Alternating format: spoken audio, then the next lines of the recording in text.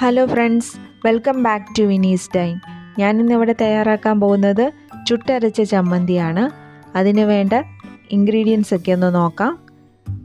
ചെറിയ ഉള്ളി 6 എണ്ണം, ഒരു വെളുത്തുള്ളി, ഒരു കഷ്ണം വെളുത്തുള്ളി, ഒരു കഷ്ണം ഇഞ്ചി, 5 ഉണക്കമുളക്, വറ്റൽമുളക് 5 എണ്ണം, ഒരു നെല്ലിക്ക വലുപ്പത്തിൽ പുളി, വാളംപുളി എടുത്തിട്ടുണ്ട്. ഇനി നമുക്ക് വേണ്ടത് ചിരകിയ തേങ്ങയാണ്. 3/4 കപ്പ് ചിരകിയ തേങ്ങ വേണം.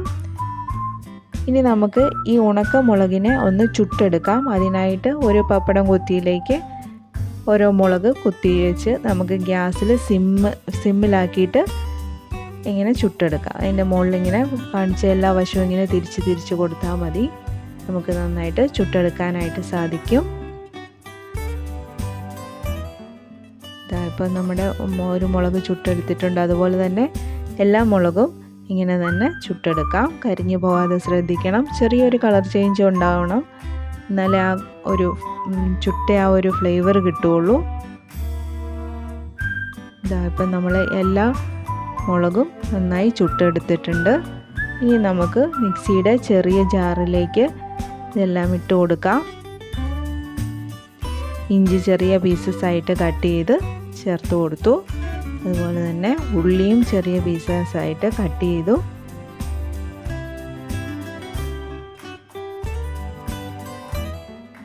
പുളി ചേർത്ത് കൊടുക്കാം. ഉണക്കമുളകും ചേർത്ത് കൊടുത്തു.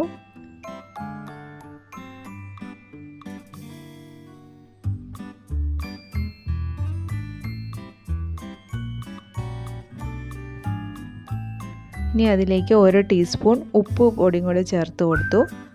ഇനി വേണ്ടത് കറിവേപ്പിലയാണ്. 1 തണ്ട് കറിവേപ്പില എടുത്തിട്ടുണ്ട്, അത് ചേർത്ത് കൊടുക്കാം. തണ്ട് മാറ്റി ഇലകളൊക്കെ ഇട്ട് കൊടുക്കാം. ഇനി നമുക്ക് തേങ്ങയും കൂടെ ചേർത്ത്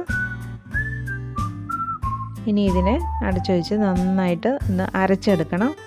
വെള്ളം ഒട്ടും തന്നെ ചേർക്കാൻ പാടില്ല. വെള്ളം ചേർക്കാതെ മിക്സിയിൽ ലോ സ്പീഡിലിട്ട് കറക്കണം. അത് കുറേ പ്രാവശ്യം നമ്മൾ ഒരു സ്പൂൺ കൊണ്ട് ഇളക്കി കൊടുത്ത് വേണം ഇത് അരച്ചെടുക്കാനായിട്ട്. ഒട്ടും തന്നെ വെള്ളം ചേർക്കേണ്ട ആവശ്യമില്ല.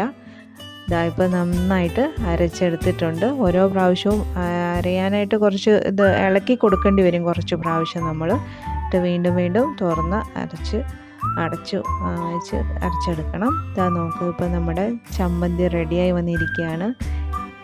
നല്ല ടേസ്റ്റി ആയിട്ടുള്ളൊരു ചമ്മന്തിയാണിത്. തേങ്ങാ ചമ്മന്തി.